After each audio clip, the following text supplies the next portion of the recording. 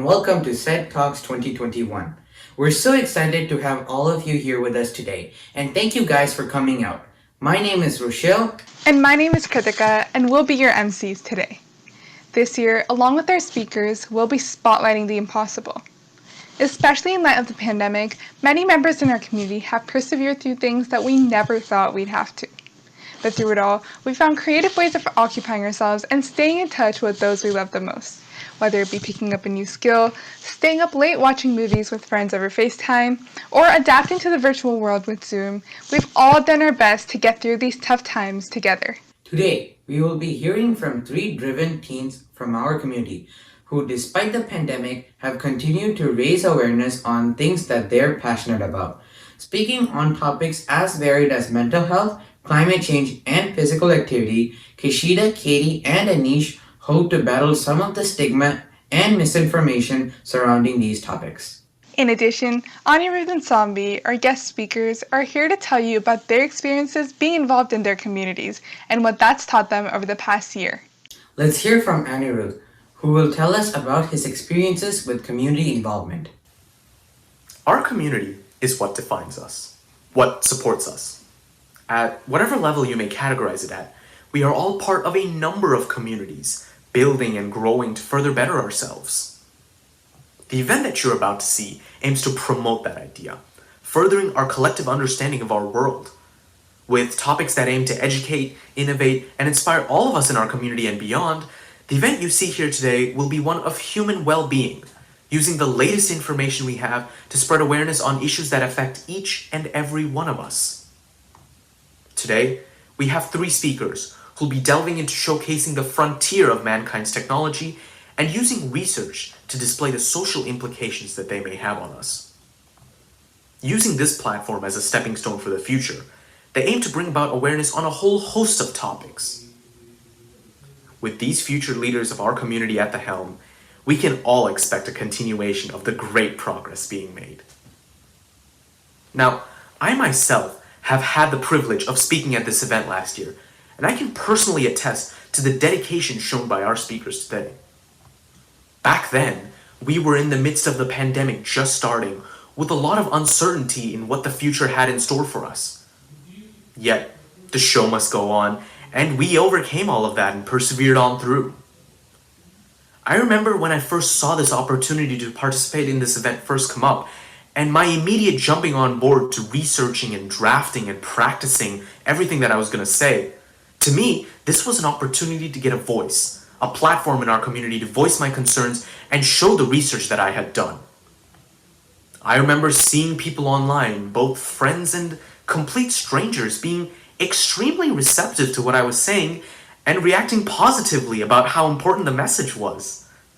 It is a truly humbling experience to be able to have a tangible impact on the people around you. It's shown me, like it'll hopefully show everyone here today, the importance of being involved with the community, to be a part of something that can better all of us together.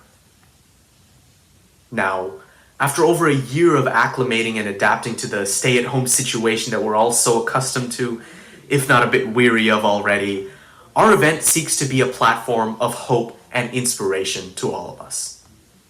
The speakers here today will present on ideas and achievements that'll act as a pedestal for our aspirations, and I'm honored to be here alongside them to witness just that. This is an event hosted by the Cupertino Library's Teen Advisory Board and the City of Cupertino's Teen Commission. The extraordinary effort put forth by the Teen Commission in order to host such an event, especially in this online format during our current circumstances, is a truly commendable feat. Working in conjunction with the City of Cupertino, this event is one that has its roots deeply embedded in our local community, and we hope to continue this tradition for many more years to come. Today, over the course of a few hours, you'll hear just a glimpse of the innovation and vigor our brightest minds are putting forth to spread information, knowledge, research, and so much more. It's no small task to be truly inspirational, and yet, the people who enable this event to continue are doing just that, inspiring. They take pride in their craft, and they're taking actions that have lasting ripple effects that quite literally make our world a better place. So, with all that being said, I think it's time for me to stop talking and let the real stars of the show take the spotlight. Thank you all for your support of this event, and we hope you enjoy the show. In early 2020, when lockdown first started, stay-at-home orders were implemented in cities and countries around the world. And as normal life grinded to a halt and we stopped going outside as much, a positive effect was seen in nature. Whether it be the decrease in smog in many large cities or the fact that the water in Venice Canal was so clear that you could finally see the sea life that lives in the canal, the healing of nature was touted by a variety of news sources throughout early 2020. Despite this, climate change remains a huge concern in our world. Our very first speaker, Katie, is here to tell us about what sparked her interest in combating climate change and how she's taken an interest on this journey to educate others about the topic. I am 8 years old, sitting in a cavernous auditorium, staring at a screen with a polar bear on it. I vaguely hear the words, "climate change," as I shift impatiently in my seat. I grow confused as phrases like renewable energy and the 3 R's fill my head. "Mom?" I raise a timid voice. "What's climate change?" She quickly shushes me before whispering, "Not something you need to worry about right now," and turning back to the speaker. I left the auditorium that day puzzled about how melting ice caps and solar panels had anything to do with each other. I kept my mouth quiet, but all the while, the biggest question on my mind was, why would I have to worry about climate change in the first place? It would be a few more years before I would realize just what exactly climate change was. Sitting in that same auditorium in 4th grade, seeing images of fossil fuels and factories flash across the screen, I came to the devastating conclusion it was the reason we had droughts in California, why those polar bears I'd seen playing in the ice a few years ago were now at risk of extinction. It was the cause of a lot of problems and was caused by a lot of problems itself, including humans. Now, for an elementary student, and really for anyone when they first learn about climate change, this can be a rather daunting discovery. And I'll admit, it kind of froze me. From that day on, I wanted nothing to do with climate change and let myself forget about that little voice who first dared to ask what it was.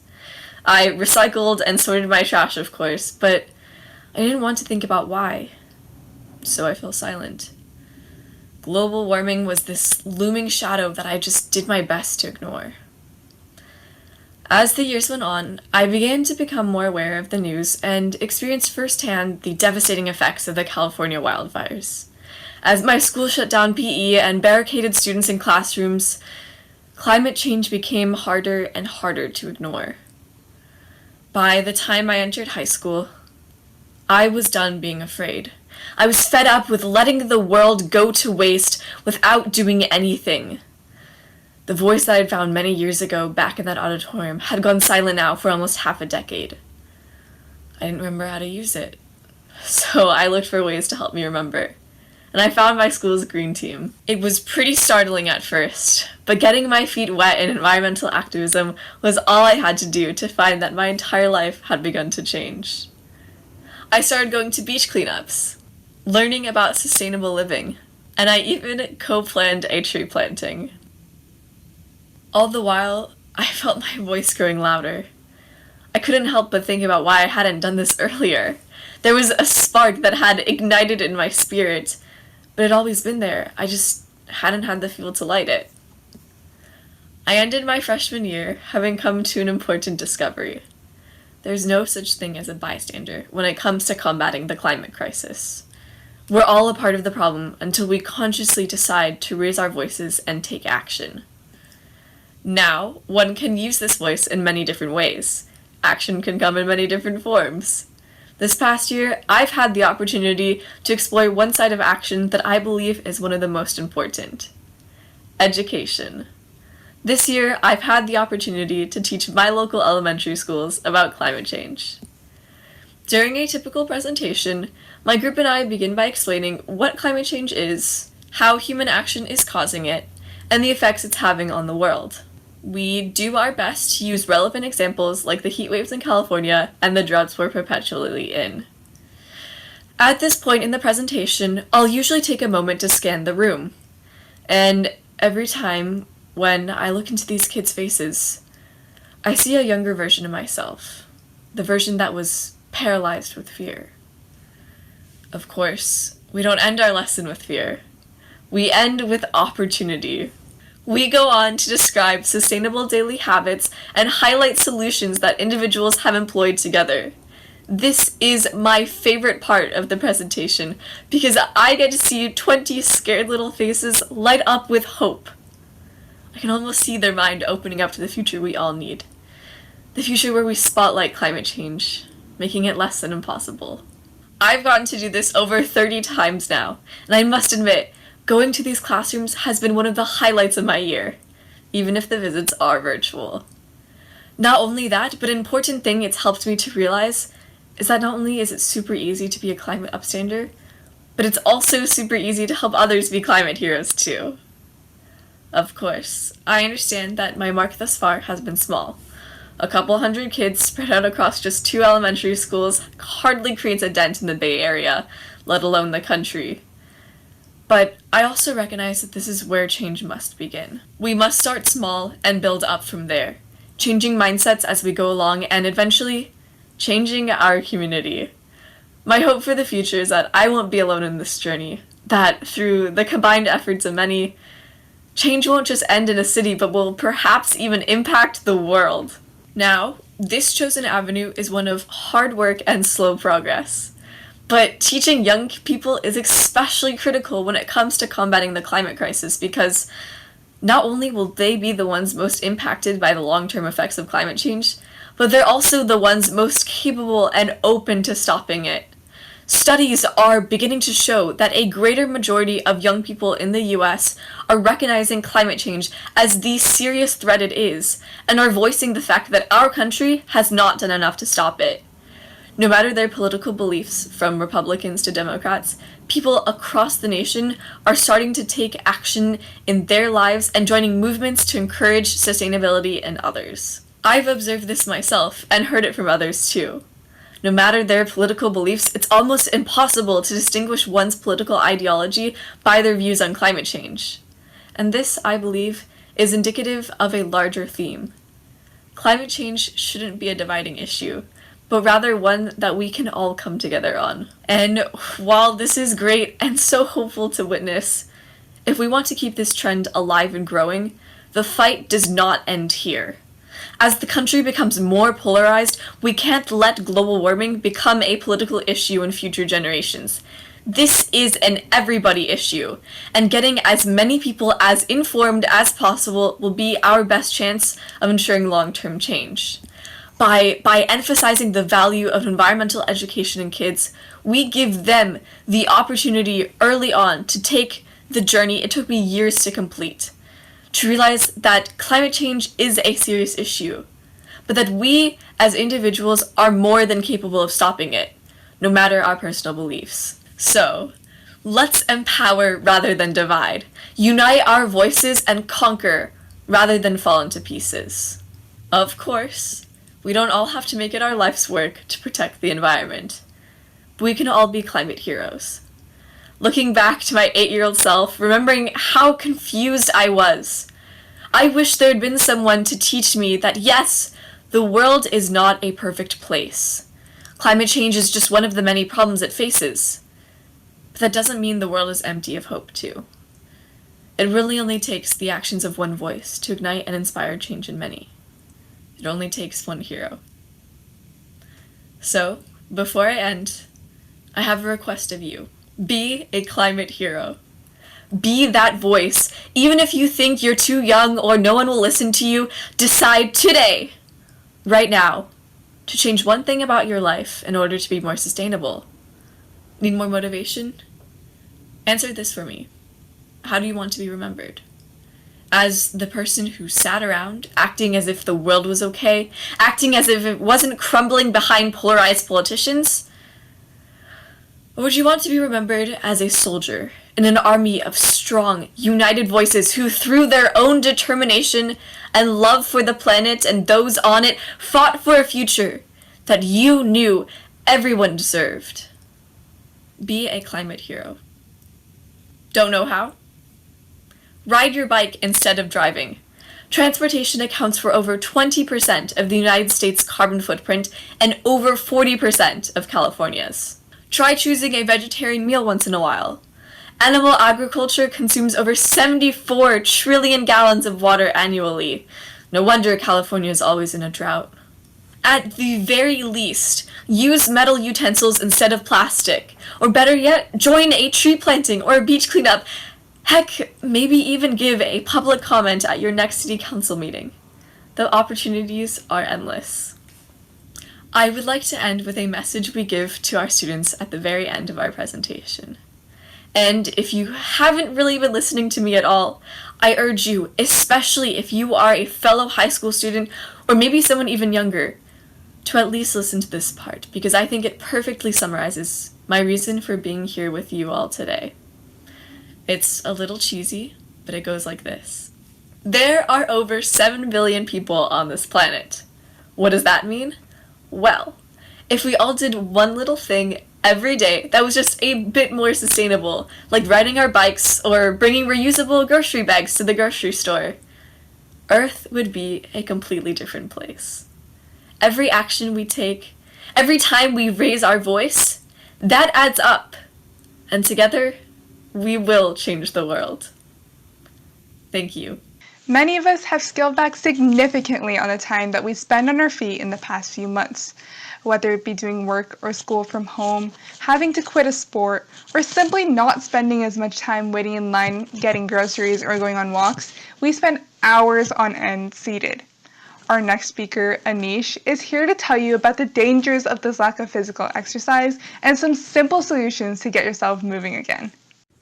Hi, my name's Anish Rao, and I have a question for you. What do you guys think is the biggest cause of death? Is it animal attacks? Or is it car crashes? All of these things may seem dangerous, and they are, but they're expected and therefore more likely to be prevented. What I'm talking about, however, is a more hidden cause of death, something the public doesn't think about nearly often enough. I'm talking about lack of exercise, negative consequences that go with it, and how to get over it to save your life. My speech is targeting anyone who sits for more than 30 minutes at a time. With such easy solutions to such a big problem, we all could be up and active in no time.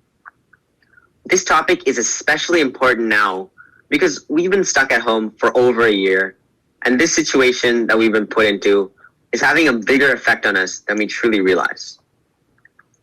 We spend far too much time cooped up in our rooms, working endlessly without even a thought to go outside. Did you know that physical inactivity is the 4th leading cause of death in the world? That's crazy. With our brains filtering out exercise, we could be dealing with a lot of damage to ourselves in the long run. What I hope to give you through all of this are just some ways to get outside and become more physical. When we were pre-COVID, there were a lot of things that we took for granted, including just simple movements in our lives.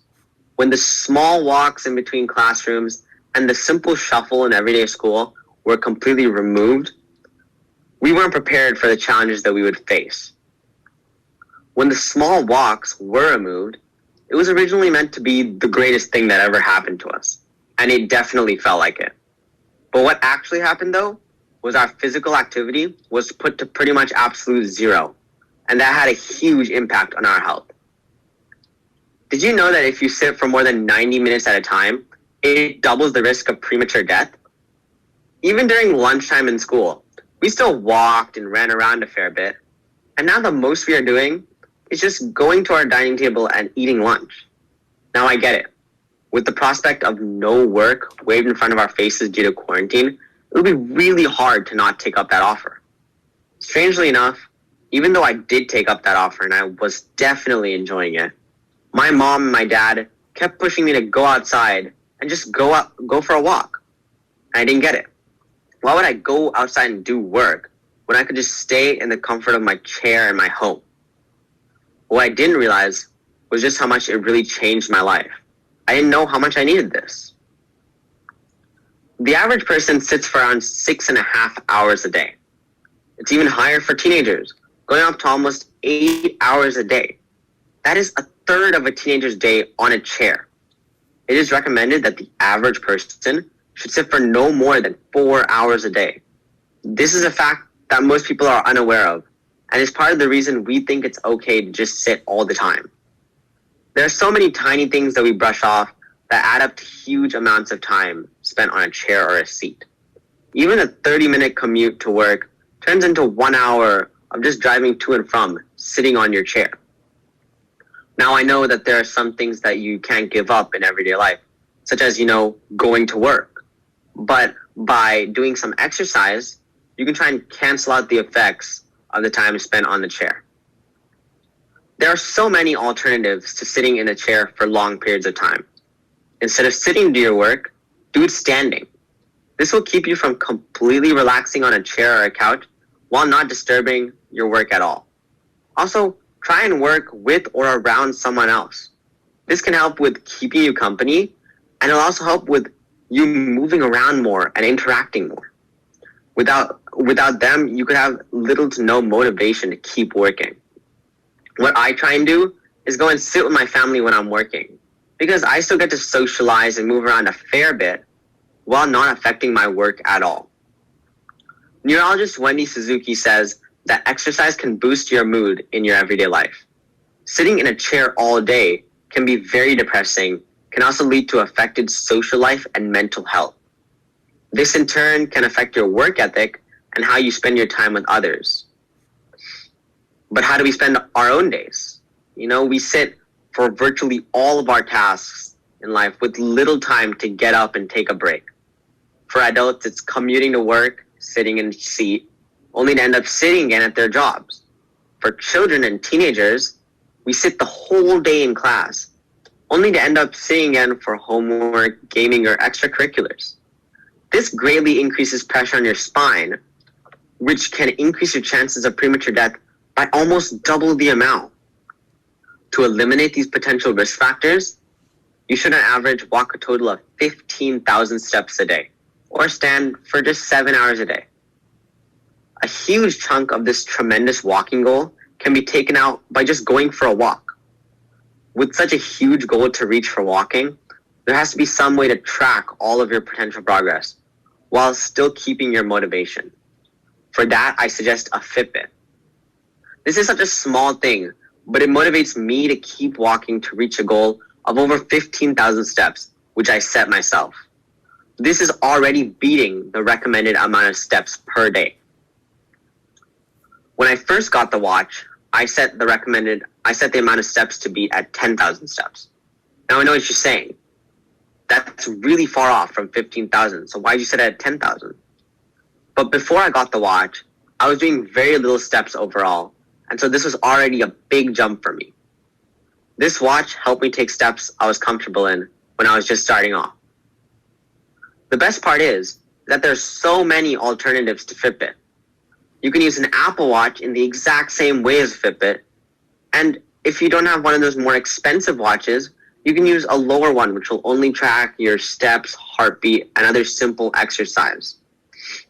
If you don't have a watch and don't want to buy one, why not use an app on your phone? There's so many apps used to just track fitness, which are completely free. This can range from walking and running to doing sports and other simple stuff.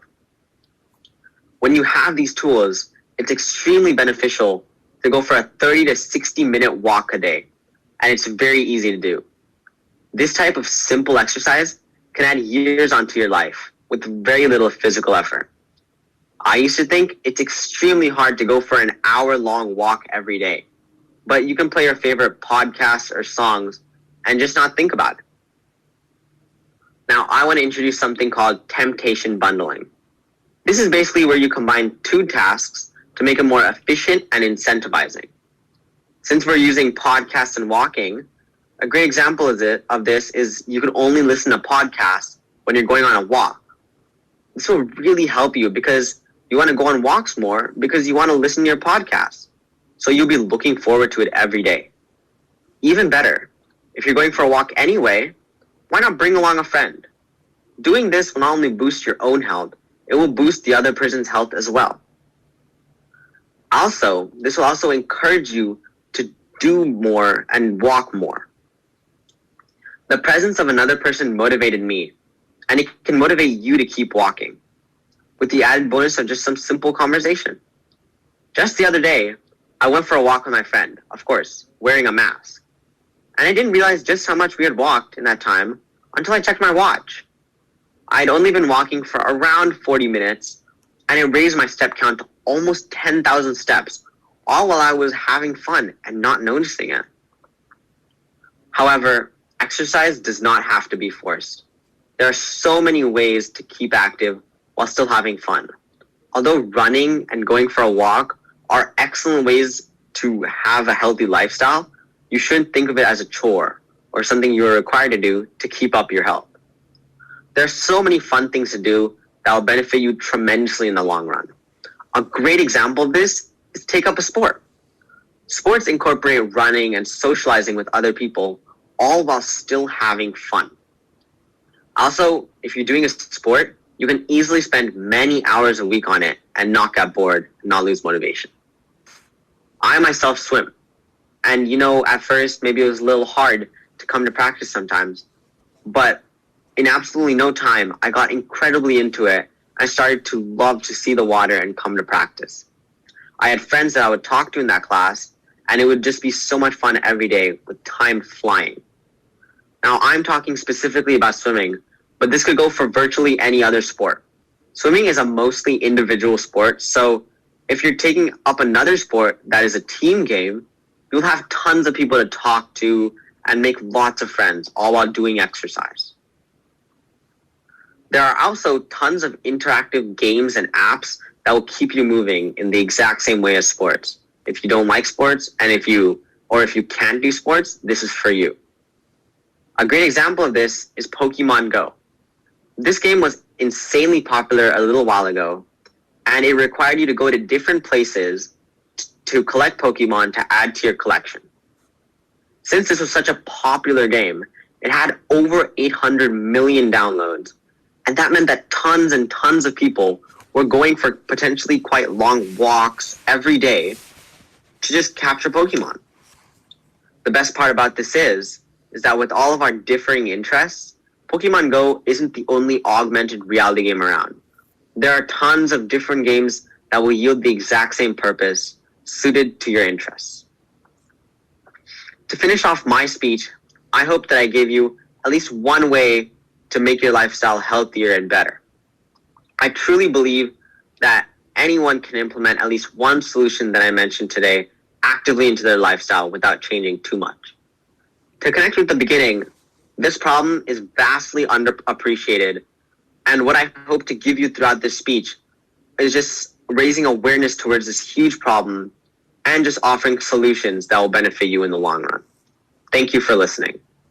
In addition to the physical health issues that the pandemic has caused, the heightened amount of social isolation has led to an increase in mental health issues amongst many people. Loneliness, anxiety, and depression have been on the rise over the past year and a half. However, they are still extraordinarily stigmatized in society, making people unwilling to seek out help for them. Our next speaker, Kishida, is here to tell us about the stigma surrounding mental health and how it affects the Indian American population specifically. To break or not to break? That is the question. For a lot of us teenagers, even broaching the idea of having a mental health issue typically leads to a response from adults in our community that honestly should not be a deciding factor in whether the conversation happens or not. It's summarized pretty well in this particular Hindi phrase. Log kya kahenge? For those of you who don't speak Hindi, this translates to, what will the people say? For us teenagers, to be surrounded by this question is to live in a constant fear that you are continuously being watched, critiqued, and judged by members of society for something that's not in your control. In a world that requires us to be absolutely perfect, it is impossible to even broach the idea of a mental health issue.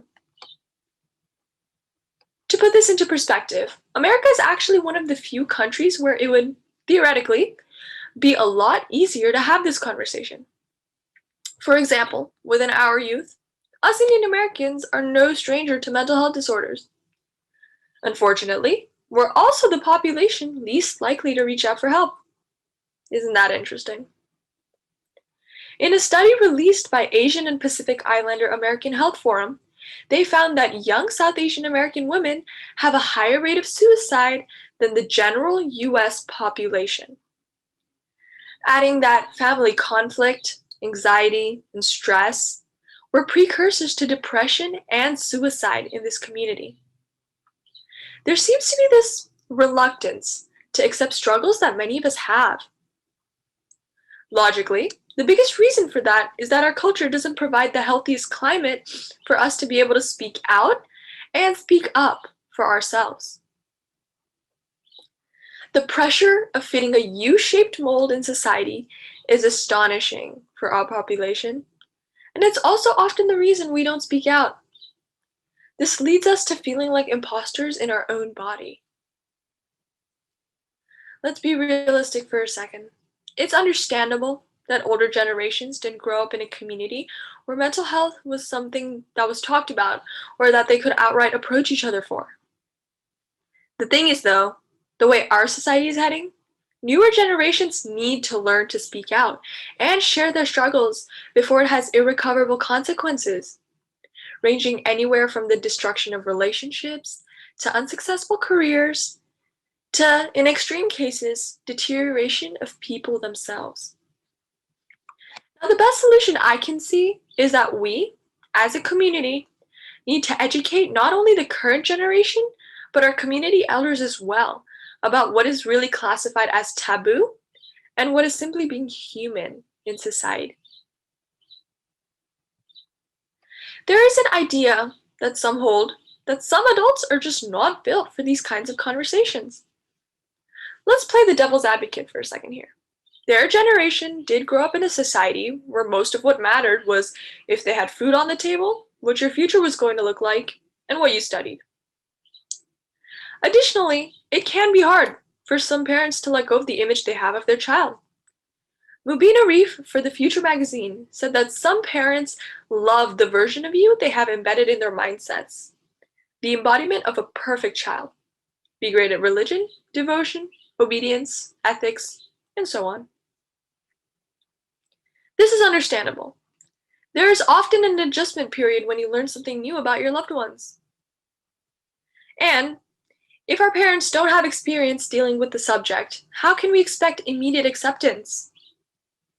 Now, that being said, the cloud of "log kya kahenge" still looms over. One prominent example that I can give you is one that I myself, as an Indian American female, find to be quite true. Priya Alika Elias for the New Republic shared the stories of many young Indian American individuals. She talked about something specifically called the Brown Way. And in this she has a quote that says, "The Brown Way preferred silence." In a community that valorizes endurance, stoicism is the lionized mode of existence, especially when the community in question is in America and subjected to the social pressure of conforming to a model minority stereotype. And we have seen that these are extremely, extremely difficult to deal with. Here's where we're at right now. According to Very Well Mind, Gen Z were more likely to report their mental health as fair or poor at 27%, compared to their older counterpart generations, namely millennials at 15% and Gen X at 13%. The source noted that 3 specific reasons for this increase in reports of poor mental health and also an increase in use of resources. Reason number 1, life introduces new stresses every time a new iPhone comes out. Reason number 2, awareness within Gen Z of mental health issues has increased, primarily through social media presence. And reason number 3, Stigma around mental health issues has decreased, specifically in Gen Z. Now, this sounds promising, and honestly, it is, but we can't take progress lightly. Gen Z consists of 67.17 million people, and 27% of that is around 18 million. These are big numbers, and it sounds like a lot, but that's a whopping 42 million Gen Zers who aren't getting the help that they might need. All right, millennials, I'm talking to you now. You guys have the opportunity to bridge an insanely huge gap in our society, and I'm going to tell you exactly how to do it. Well, I'm going to tell you exactly how NAMI said you can do it. According to the National Alliance on Mental Health Illnesses, the most powerful thing you can do is use your voice. The more people in your generation that talk about mental health, the more stigma we're going to be able to reduce. The more knowledge you seek and take in, the more truth you'll be able to spread. We also know that actions speak much, much louder than words.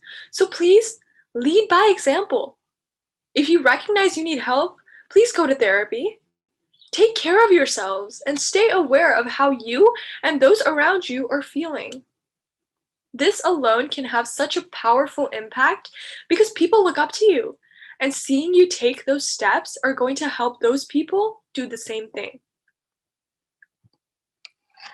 Justice is blind, but we're not.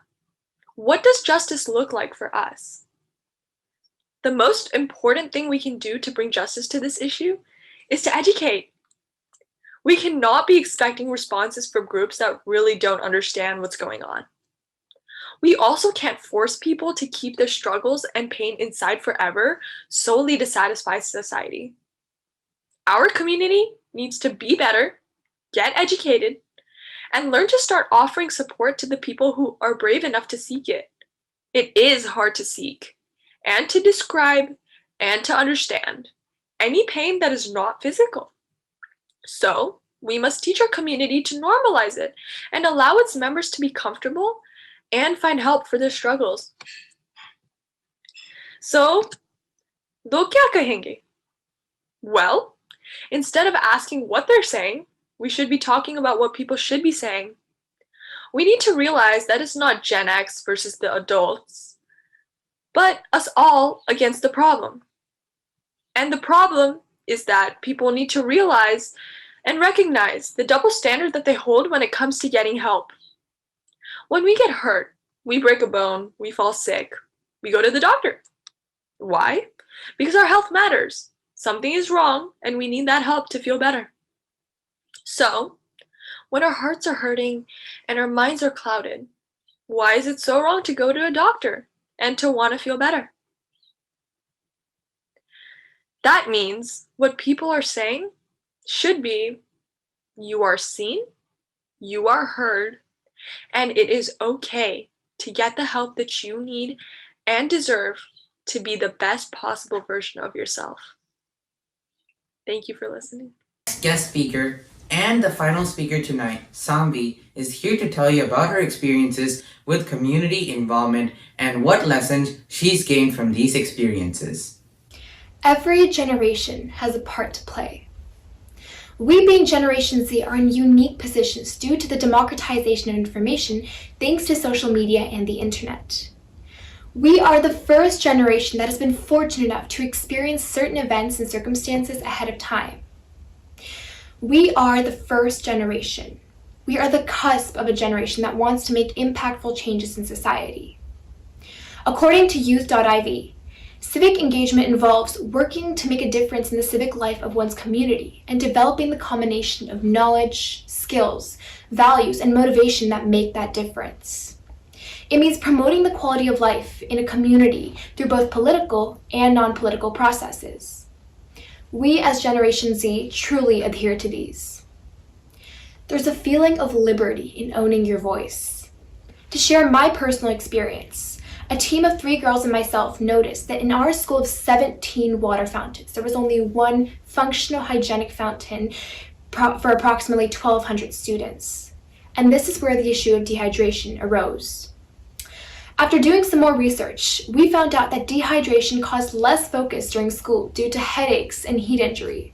And rather than waiting on the fence and waiting for someone to swoop in and solve the problem for us, we took this up as part of our Girl Scout project, and we were able to raise $14,000 so we could help our community of fellow students and friends by installing a fountain. Initially, it seemed impossible to raise such a massive amount. However, we had to spotlight the impossible. We had to show our students that this would not only benefit them, but also the incoming students and educator community on the importance of hydration. It was truly a thrilling experience. Furthermore, we have witnessed the influence of youth who speak out about problems that concern them and the difference that they can potentially make. Teens who have access to forums are more likely to speak up and find their voice. And if you think about it, Gen Zers are the ones who are actually going to be impacted by the decisions our legislators make today. We truly should have a say in what our futures look like. I believe that in this day and age, teenagers are perceived as people who are always on their phones, disconnected from what's going on around them in the world. But this is not always the case. It's critical that we change how teens are perceived and demonstrate that we are capable, passionate, and determined to make a difference in the world. And rather than waiting as Generation Z, I utilized the Untapped Girl Scout platform to share the importance of compost and the environment to build sustainability. The experience of dealing with young children in an open environment with masks on gave me a sense of satisfaction and told me that, if we have the right reason, people will join in the moment. We can't let someone go unnoticed. Giving a voice to the voiceless also means allowing people who have been traditionally underrepresented, marginalized, or vulnerable to organize, gain attention, and express themselves through the use of information, media, and communication technologies.